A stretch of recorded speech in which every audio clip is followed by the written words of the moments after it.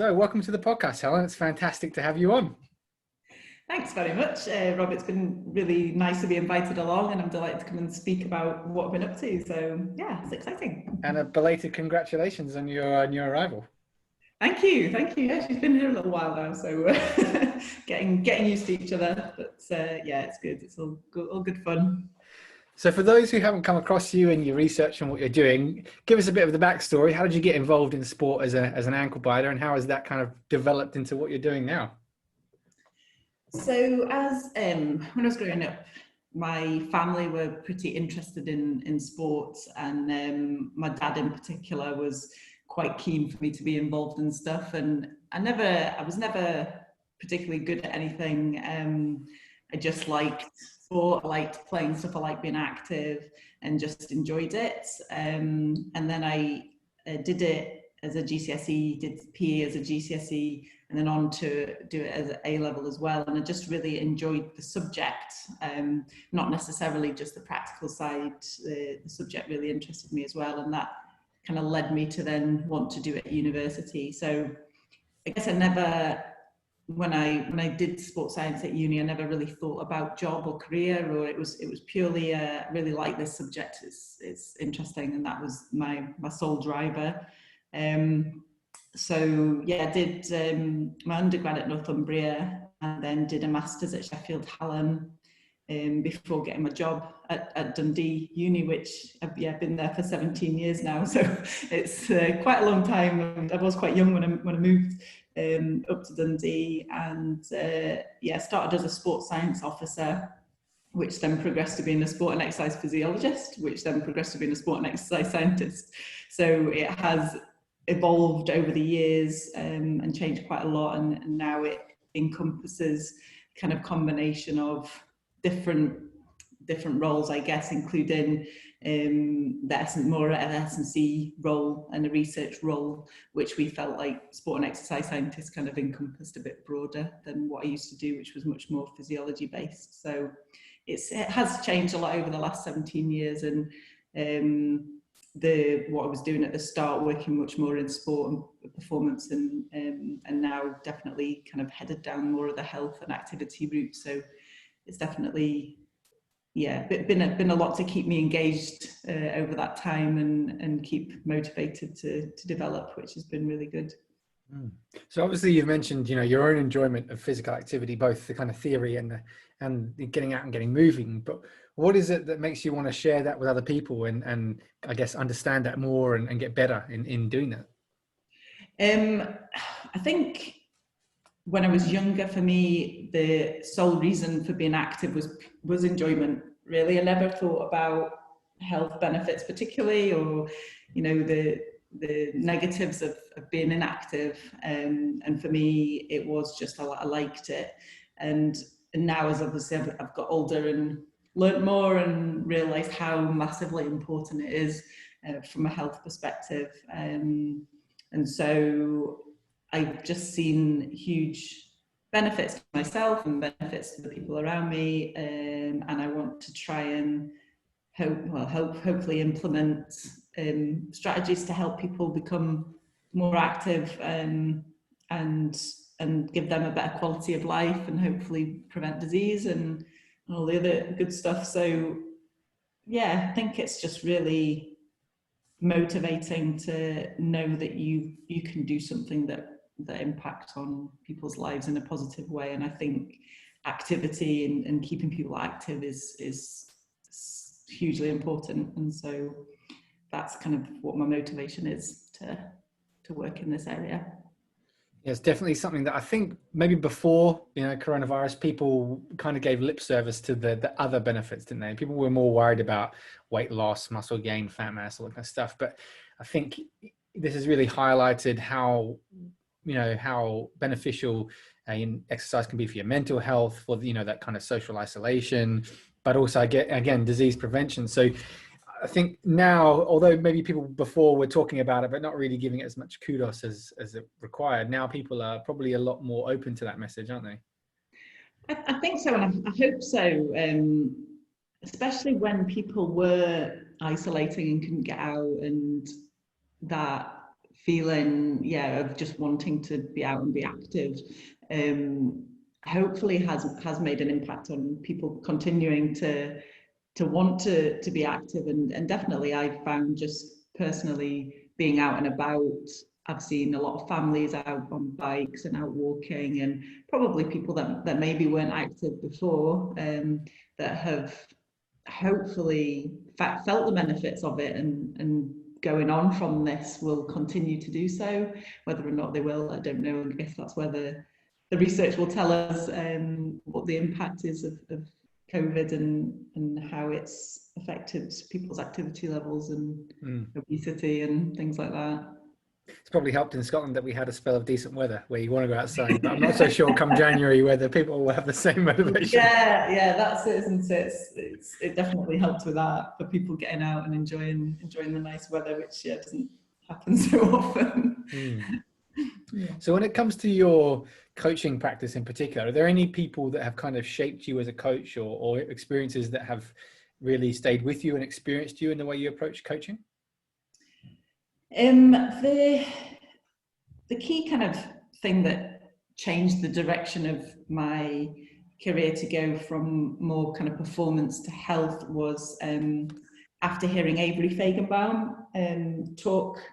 It was actually in Edinburgh, a talk, UKSCA workshop, talking about the impact of strength training on the health of children, and his passion, and it was just very inspiring guy to listen to, and that just suddenly made me go, oh my gosh, I can see how working in this area could be hugely satisfying, and I just took a kind of change of direction from there. And I think from working with athletic populations to younger inactive kids was quite a big sway in my coaching style. So I'd been so used to working with certain groups to then change my delivery was quite a big learning process for me, actually, as a coach. And I think to start off with, it took me a while to find my feet, and I think it made me much kind of probably nicer with working with younger kids, and it was more fun, and that brought that side out of me that I was probably a bit more serious, I think, before working with athletes, and you know, I think the style of session is so different that you have to change. So I think, I think that experience of moving from performance to health in an inactive group definitely gave me quite a different perspective on how I coach. So what are some of the, I guess if you were to contrast the two of working with, you know, let's say in inverted commas, motivated athletic individuals versus someone who maybe is, you know, out of the habit of exercising or at that younger age, what's been the shift in terms of maybe, I don't know, your communication, the way you run sessions? What does that look like that was different? Actually, you would think that I would almost say it's almost the opposite, in the way that the athletic groups I work with weren't necessarily there because they wanted to be there, and they were there because they had to, because it was part of their sport, and quite a lot of them didn't really buy into it, and so it was quite challenging to get them motivated in some of those sessions, whereas the kids that I'm working with now are there out of choice, and they keep coming along because they enjoy coming along. So they've got loads of different activities they could choose to do, and the fact they choose to come and do our sessions makes a massive difference to the enjoyment in the sessions for all of us, actually, because they are motivated and they want to be there and it's good fun. So I think the vibe in the session, if that's the right word, the kind of atmosphere is different, because although you're still in a weight room and there is an element of seriousness because it's got to be safe and you know, it's not a messing about, but at the same time it's a nice environment because the kids are having fun and enjoying it. And I suppose looking back, I could have probably taken more of that to the performance group, to, you know, learning from that experience to have a different kind of session with the more athletic populations. That's really interesting, because I know obviously this, you know, the Youth Physical Development Centre down in with Cardiff Met with Roger Lloyd and the crew there, that obviously are kind of twinning research and you know, outreach projects for younger youth. So is that a similar thing that's happening at Dundee in terms of, is that something that's run out of Dundee Uni? Is that something you're doing privately? Yeah, so we are, this is kind of quite new. It all started from me doing my PhD and starting up this new program. But now, based on after the research project, now it's just carried on and developed to have more groups coming in as a consultancy program instead. And so we're hoping that we can use that kind of model to develop further programs. So looking at the research side first, set up a group, and then move them on into the consultancy program, and then kind of hopefully grow it from there. So we've got lots of ideas of what we might look at next to start to grow some of the groups that we've got coming in, based on the success that we've had with these guys, and hopefully we can hit some other groups as well, so different types of kids with possibly different conditions that we feel that we could maybe benefit them from, and doing some strength training. Fantastic. So is that an after school or before school program, and how do kids end up in that room? Are they recruited, or is it through a PE department? How does that work? So it's an after school program that originally it was a research group. So we just had one group of kids who were inactive and overweight, and they were a part of the program. And then we asked them if they wanted to continue on. So all of them continued on after the research was over. Wow, that's a big thumbs up, isn't it? Yeah. So great that they all wanted to keep going. And also beyond that, some of their friends have now come along, and we did a bit more marketing, and we've set up another group.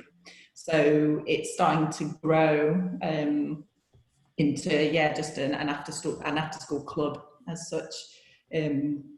But yeah, we're hoping now the research bit is done, that we would maybe set up a new group and start the whole process again, and with the group. So that's really interesting, because it's a little bit counterintuitive, isn't it? I had the same discussion with Wendy Glover a few weeks ago, and we were talking about the Ath Leadership program, and we were saying, you know, every generation, I think, you know, kind of says our kids today are hanging around the street corners, you know, being, you know, delinquents and all that kind of stuff. But actually, when you give them an opportunity to do something, sometimes they surprise you. She's saying, you know, they're basically inundated with kids who want to sign up to this program of doing community service and learning to coach other people and give back.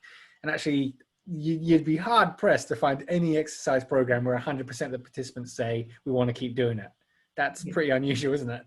Yeah, and I think with these kids, one of the mums said to me, and I think this really is what it's about, is she said that, you know, she's tried to get her child to tried all kinds of activities, and he just wasn't interested, and she couldn't believe how engaged he was in it, and she was like, this is the only thing I've found that he really wants to do, and every week, you know, he wants to come and he's really looking forward to it. And I think it's just whether or not that activity suits the child. And I think the group that we've got, they've found something for them that they thrive at. They're good at it, and they are motivated by that, because I think quite a lot of activities that they do, if they are inactive and overweight, they're challenging for them.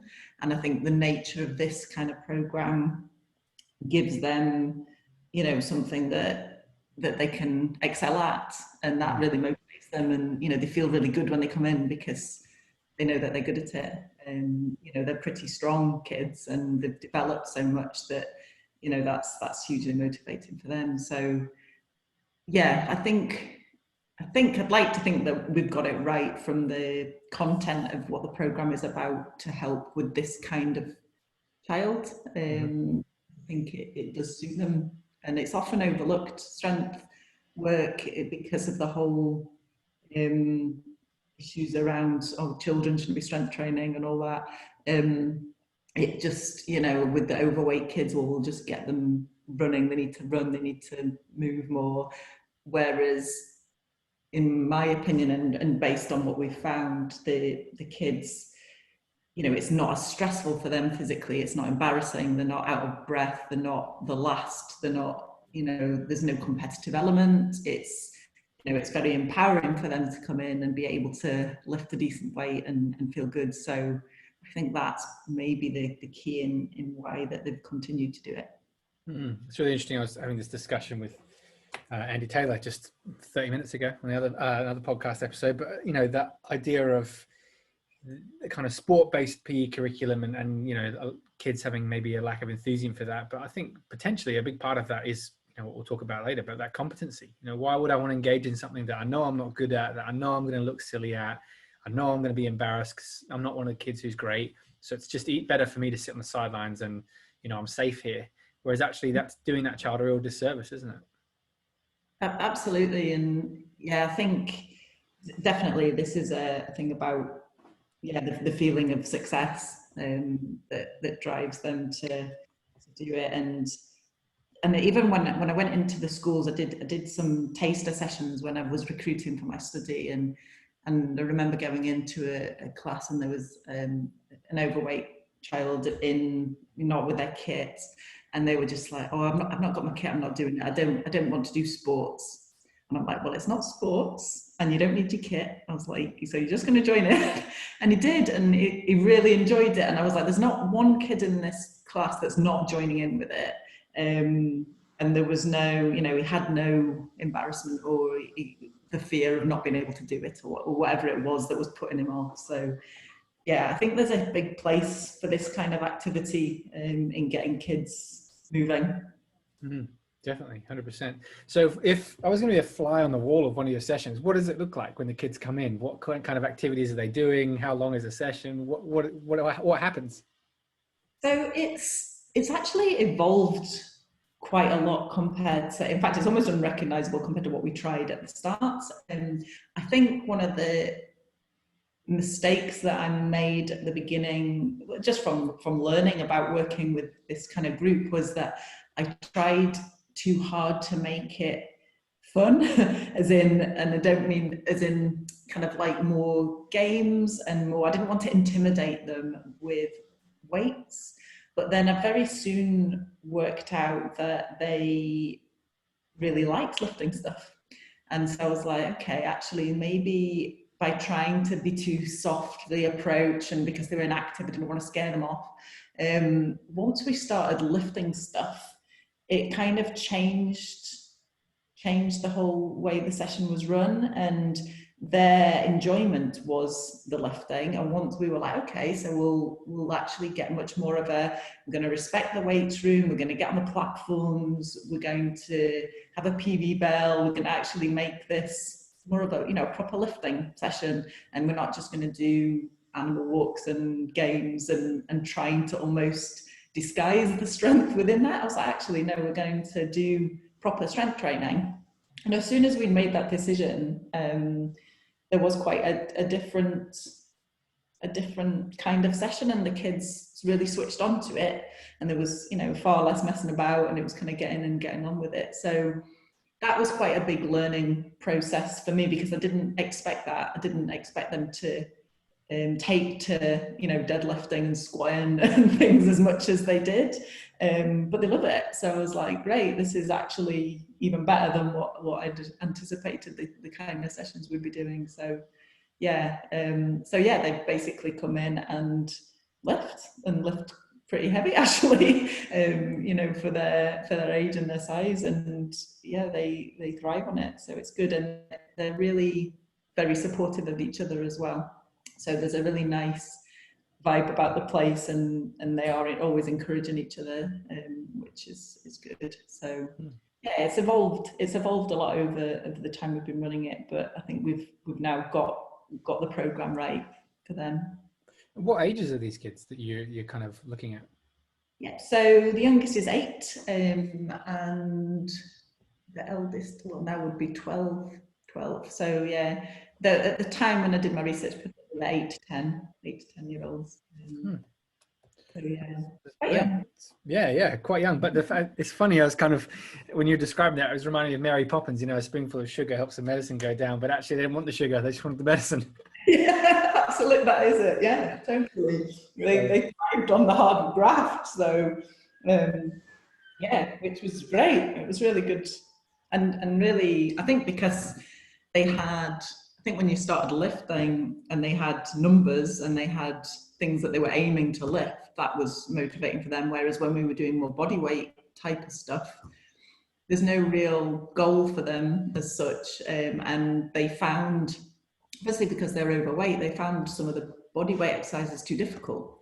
And so actually, when it came to doing things like deadlifts, they could lift quite a lot, but they couldn't do a push-up because they just can't take their own body weight. So yeah, actually lifting off stuff was much more motivating. So, I mean, I'm guessing you're going to have a much more holistic kind of philosophy or approach now. But if you were to try and, you know, verbalize what your philosophy now is towards, I guess, health and exercise and coaching this group, what would you kind of describe it as? I think probably, I think across the board, I think enjoyment is absolutely fundamental. If they don't enjoy it, they're not going to come, they're not going to embrace it. And I think that goes for everybody, and that would go again with the performance kids that I used to work with as well. And that definitely showed if they weren't enjoying it, they just weren't engaged in it. And so I think that is number one, but you still need to have the kind of rules and respect due to the nature of the kind of training that you're doing. So as I guess, as I've just said, as in it's not just fun and games enjoyment, it's enjoyment, but with that bit of structure and things going on that helps. So yeah, don't know if that makes sense. No, totally. I think it's kind of that balance of fun, but also respect, and you know, you're in an environment that has hazards, and you need to respect that. Yeah. But that doesn't mean we can't have fun if rules are being obeyed. It makes perfect sense.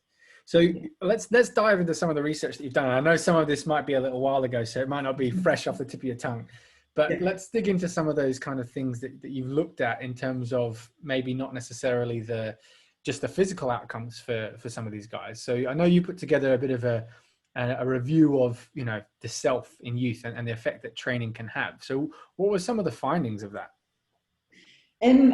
The biggest finding was that there needs to be a lot more research in this area. There was very limited studies. I think we only had 4 in the end that made it into the meta-analysis that looked specifically at solely strength training and the impact on different parameters of the self, as we called it, as a broad term.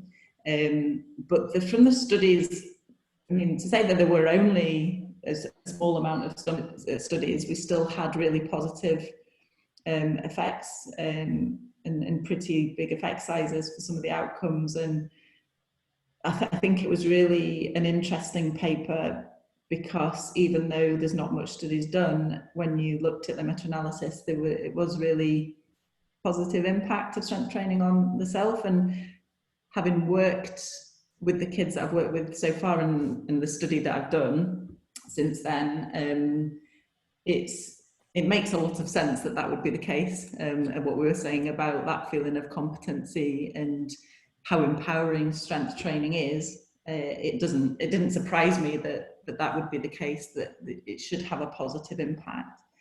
And just from, I mean, since we've done the systematic reviews, I've done a main study now, which has just gone. I've just submitted it for publication, so we'll see if it what happens to it. But yeah, one of the key things that came out of it was actually just from some of the things that the kids said about how they felt, and that to me was like so important, you know, more important than the stats and the numbers and things, because one of them said that they felt so much better about themselves, that they felt more confident to try not only other physical activities, but also just other activities in school. So one of them said that, I think, I can't remember what the context was, but it wasn't sport related, but she said, I just feel more confident in myself just to be able to put myself forward to do things. And so I was kind of like quite blown away by that, and thought, you know, from her coming along doing some strength training, it's having quite a big impact on her life. And so, yeah, I think it's quite a difficult thing to measure in kids when you're looking at the self, and obviously when we've done our study, we've looked at a questionnaire which has challenges within itself, and I think actually some of just more the focus group work of some of the comments from the kids is actually just really, really important. But yeah, I think we measured quite a few things, but I think the confidence side, if these kids can gain confidence through coming along, then that's going to encourage them to try more activities, and hopefully, you know, they will then go on to do other things and other activity, and become more generally active, which is what the whole kind of reason for doing this, like doing the PhD study, was about, was to try and see if we can not just get them lifting, but get them moving more generally as well. So yeah, I think it's quite a key factor. Well, it makes a lot of sense, you know, from the stuff you've described so far. Like when you think about self-determination theory, first of all, we talked about autonomy. These kids have chosen to be there. Competence, they're starting to feel pretty good about they're competent at doing stuff. And that relatedness of encouraging each other, ringing the PB bell, you can see why. There's self-determination theory in action, isn't it? So you can see why people are having good outcomes and want to come back, and 100% of people want to do it again. I mean, that's, you've ticked off all the ingredients of self-determination theory effectively, haven't you?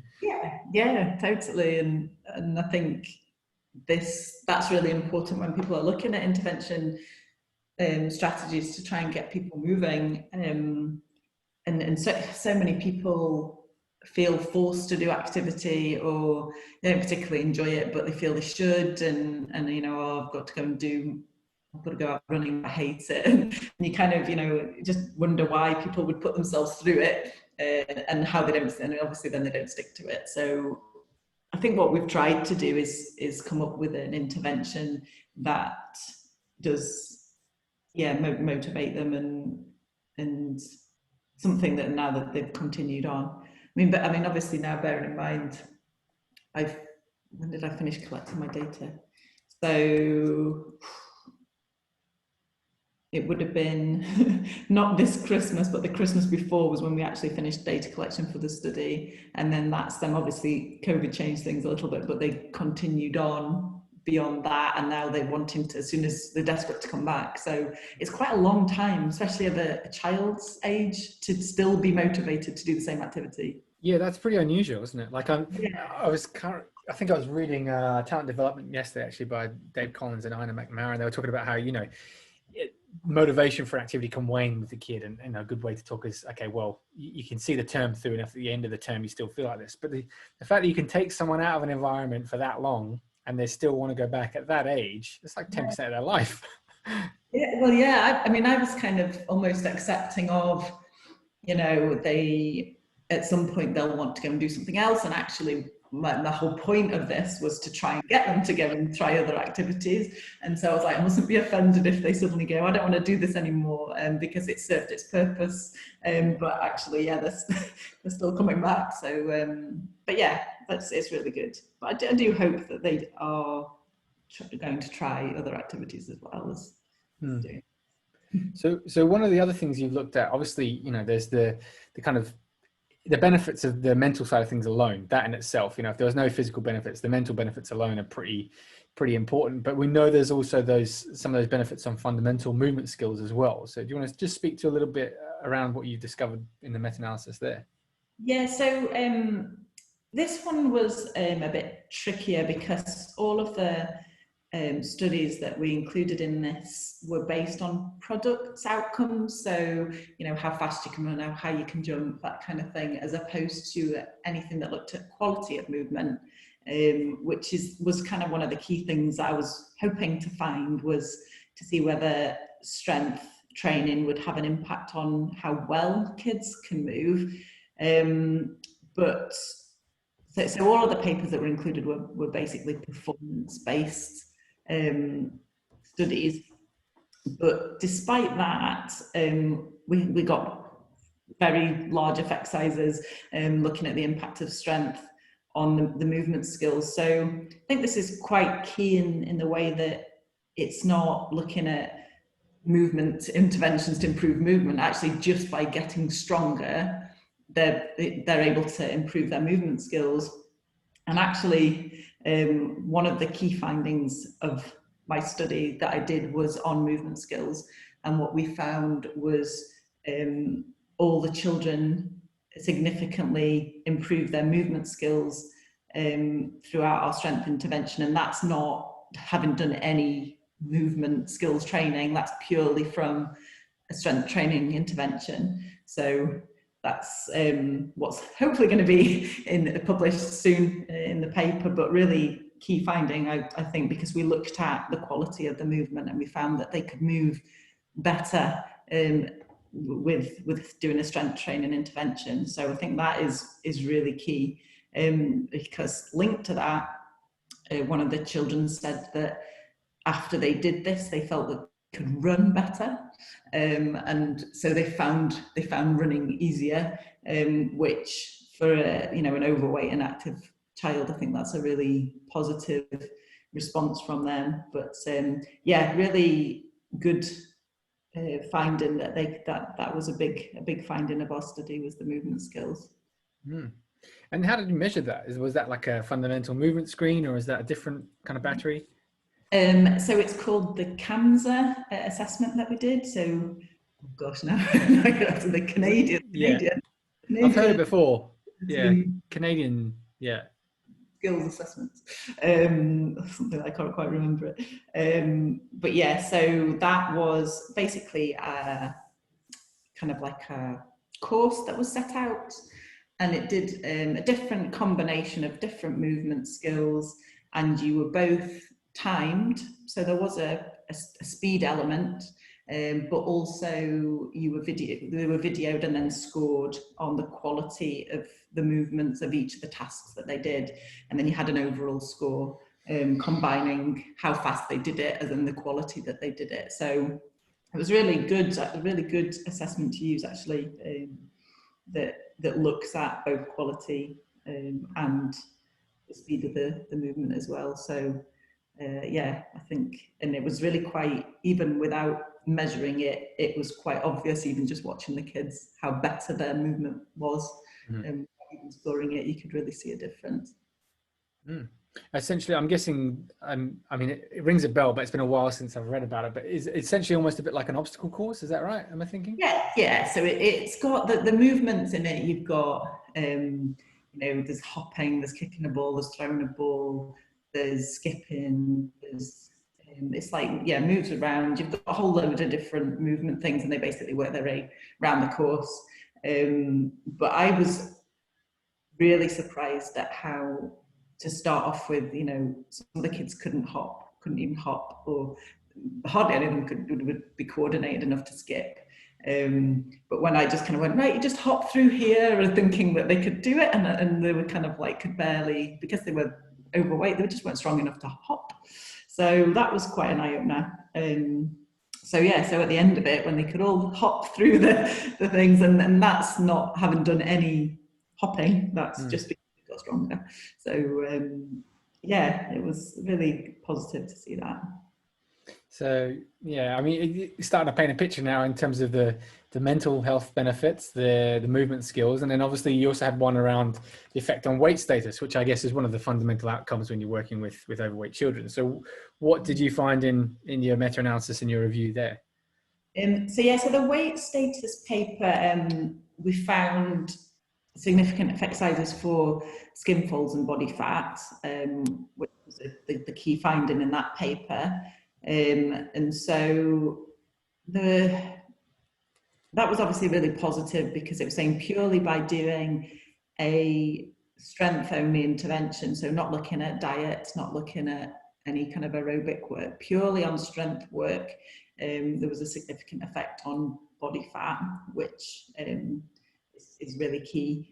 There was the studies within this meta-analysis, were just massively variable. There was loads of different measurement tools, and the program contents and durations were just, yeah, quite variable. And so again, it was just quite obvious that there needed to be really robust studies looking into this into a bit more detail, because I'm pretty convinced that you would see definitely see effects on weight if you were to do an intervention, a strength-based intervention, looking at some of the measures. But I think it was definitely a positive finding that it had that effect on the body fat, but I was quite surprised that there was no effect on lean muscle mass, which I would have thought that would have been the reason of the body fat. But then what we were probably suggesting was that purely because they were coming in and moving and being active and burning calories is probably why there was a decrease in body fat as opposed to an increase in muscle. Again, a lot of the programs were maybe more kind of muscular endurance rather than, strength training as such. And yeah, just a big variation in how long they were running for and how long the sessions were and things. So I think that just needed to be, if there was more tighter studies, I think we would probably see more of an impact if we were looking at kind of a bit of a heavier lifting. None of the studies, hardly any of the studies included were, some, heavy lifting. It was more kind of a lot of circuit-based stuff and things like that. So one of the things I'm always really aware of when you're working with young kids is that you kind of, unlike other scenarios, you actually have kind of two stakeholders, don't you? You've got the kid that you've got to get buy-in from, but also the parents who want to, come and sign up and get the kid involved. So, you've already touched on a little bit, but I'm guessing you would have had a fair bit of feedback from parents throughout this process, whether that's having to combat some of the myths around, youth strength training, or just feedback of some of the positive kind of comments. So give us a bit of an insight into, what's the general feedback from parents been who've had kids involved? Actually, when I was doing the recruitment process, I was actually really heartened that the parents were so supportive of it, and I didn't really feel like I had to convince them. I did a session with them and I talked about all the benefits and how it was safe and everything, but they were just kind of like nodding along, as in like, yeah, that's fine. Like, I didn't have anybody to say, I'm a bit worried about them lifting. They were all really quite into it, which was surprising, actually. I thought I would have had a lot more discussions around trying to convince them that it was a good thing.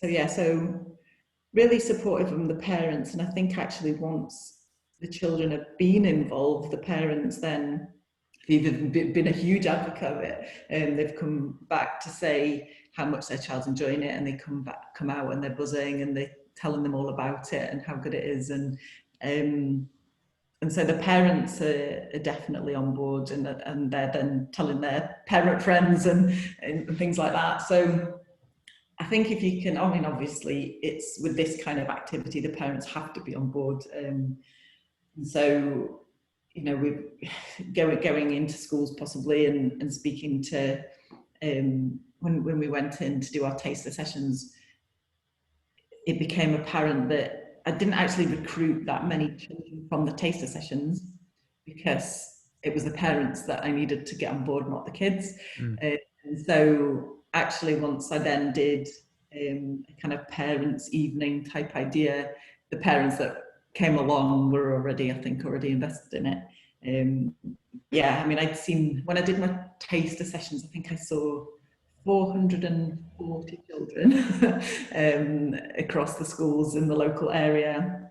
and my uptake for my study, I think it was like 0.5% or something, from those taster sessions, and it was actually through the parents that I got the recruits. So yeah, that was an interesting one from a bit of, well, it wasn't a waste of time because it told me that to put all that effort in to go and deliver all those taster sessions at schools wasn't the way to go to recruit them, because the kids, yeah, it wasn't the kids I needed to target.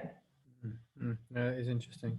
So I guess one of the big kind of question marks going forward in the future is, you know, as we're coming out of, I hope we're coming out of the coronavirus pandemic, is like we find ourselves in a bit of a situation where we know PE delivery wasn't great to start with in terms of being very, you know, sport or games based rather than movement based. And we know, you know, it's kind of being slashed all the time and cut back, and kids are lucky if they get an hour of PE a week sometimes. And now in this current, I guess, the Zoom generation, they'll probably end up being called, you know, PE delivery is going to be even more affected. So how important do you think these topics are now that you've looked at in terms of the effect of training on self-esteem, on movement skills, and on weight status? Yeah, I mean, I think it will be very interesting to see what research comes out of this, and the impact that COVID has had on children and their activity levels. And yeah, I think it's going to, well, it's that combination of what we were saying about whether or not they've been out and about more and generally been more active because they're just kind of bored and doing things, compared to not having any structured activity as such. But yeah, I can imagine that it's probably not gone that way. Definitely, I think there'll be an issue with obesity levels, and hopefully in a way it will push to get more research and interest into the area. And I think looking a bit broader, I mean, obviously there've been talk of, you know, strategies to try and get people out and about more, but I think what we're showing with our research is that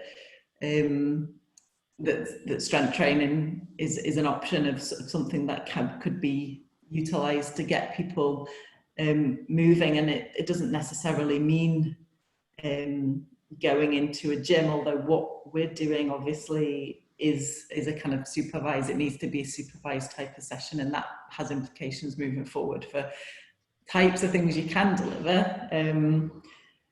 But I think, I mean, there's a big push to start looking at this kind of things in schools as well, and doing strength type work with the kids, and obviously that's now looking to grow a bit as well. So yeah, I think more than ever we need to be looking at a different menu of options of activity for kids, so that they find that one thing that they enjoy and inspires them. And it's not necessarily a case of they have to do this kind of activity or that's the best kind of activity. It's actually what can you do that's going to give them something that they'll consistently keep doing, rather than just pushing to do stuff because the research says, you know, research says that they should be out cycling or whatever. You know, I think we've got to give options. So yeah, I think there's a lot of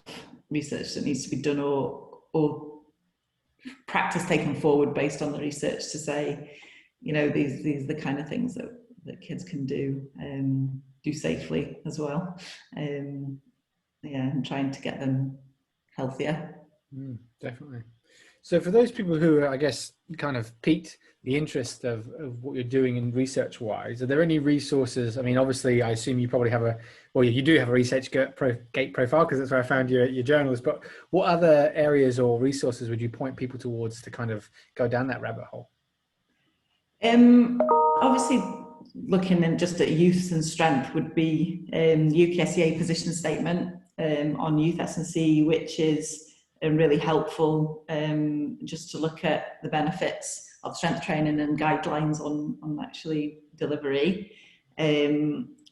As looking at Twitter, for example, there's Strength Lab is a good one to follow, which looking at applied practice working with kids and strength, and it's a superheroes theme, which is always good, and it's a really well-respected program with lots of good information on there. So that would be somebody to follow on Twitter if you're looking for more of a social media angle.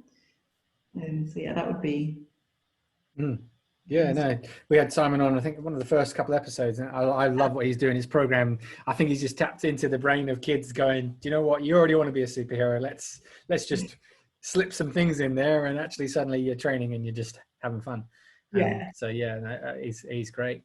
Yeah. So I know you're obviously coming, as you kind of mentioned previously, into the final furloughs of your PhD. So where can people find out more about you and about your work as you're starting to continue doing that? Yeah, so ResearchGate is probably a good place to see where we're getting things published, and probably on my Twitter would be where I would put most things about what's going on with the program and the research side. So yeah, I'd say that would be the key places to look. And what's your Twitter handle if people want to look it up? It's just at Helen_Collins1. Nice and easy to remember. Yeah, fantastic. Brilliant. Yeah. Well, Helen, it's been such a pleasure talking to you, and I really love what you're doing. And I know we've reached out a few times, and I really just think what you're doing is great in terms of adding to the evidence for youth strength training, but also making a difference in the lives of kids who, as you say, might be put off from the kind of conventional sports and exercise. So keep doing what you're doing, and yeah, more power to you. Thank you very much for your time. That's been really good to chat and remind myself what my job's about. Now I'm back doing it, so it's all good.